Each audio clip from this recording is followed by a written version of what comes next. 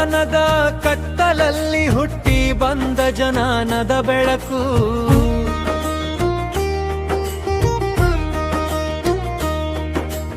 ಅವತರಿಸಿ ಬಂತು ಧರೆಗೆ ಜಗಜ್ಯೋತಿ ಪ್ರಭೆಯ ಬೆಳಕು. ಮಾದರಸ ಮಾದಲಾಂಬಿಕೆ ಪುಣ್ಯ ಗರ್ಭದಲ್ಲಿ ಜನಿಸಿದೆ. ಸಾಮಾಜಿಕ ಸಮಾನತೆಯ ಕ್ರಾಂತಿಗೆ ಕಲ್ಯಾಣದಲ್ಲಿ ನೆಲೆಸಿದೆ.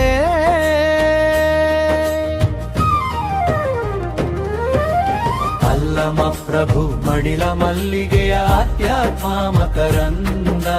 ಜಗದಗಲ ಮುಗಿಲಗಲ ಅರಳಿ ನಿಂತಿರುವ ಅರವಿಂದ.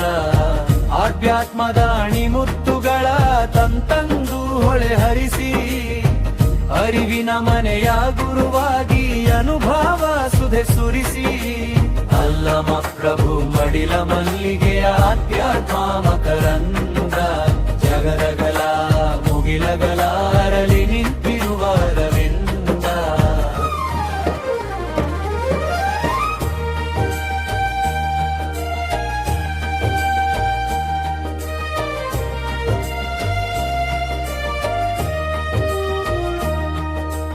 ಅಧ್ಯಾತ್ಮ ಶರಧಿಯ ಕಡೆ ಕಡೆದು ವಚನಾಮೃತವನ್ನು ಕುಡಿಸಿ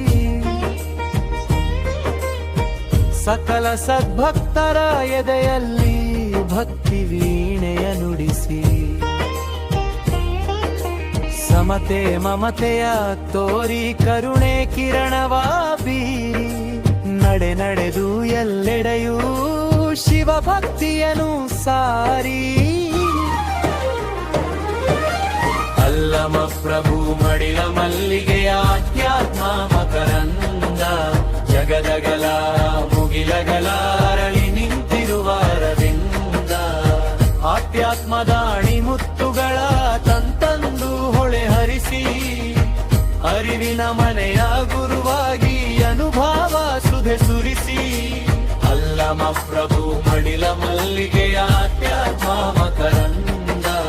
ಜಗದಗಲ ಮುಗಿಲಗಲ ಅರಳಿ ನಿಂತಿರುವ ಅರವಿಂದ. ಕಲ್ಯಾಣದಲ್ಲಿ ಸಕಲ ಶರಣರ ಒಂದುಗೂಡಿಸಿದ ನಾಯಕ.